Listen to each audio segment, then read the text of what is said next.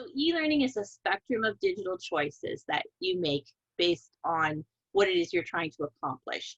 And everybody has an idea of what e-learning is that's generally based on their experience. So for example, if you've been on a webinar and that was a speaker with a PowerPoint slide deck, you think, oh, that's what e-learning is. Or if you've attended a university or college course and it included some forums and some documents that you download and you send your stuff in electronically, you think that's what e-learning is. But really, e-learning is a whole bunch of different digital choices.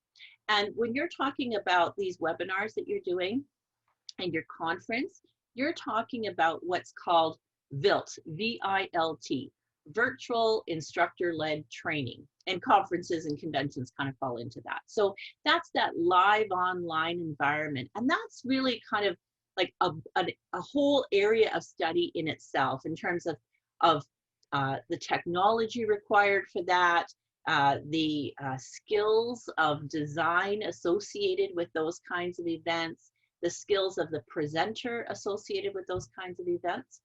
And then on the other end of the spectrum, you've got what's called self-directed training. That means the learner and the instructor are not there at the same time. It could be the middle of the night when the person feels inspired to learn about something and they go online, and they could, it could be as simple as going to YouTube and looking something up and watching a short video on it. That's self-directed learning. But then, in a broader case or in a more structured case, you would have a body of work, content, let's say, that you organize, and you use a lot of different methodologies of interaction, and you design it into a course that the person goes and does. And courses can then be bundled into certificate programs. So that is the space that we've occupied as a company for the last 14 years.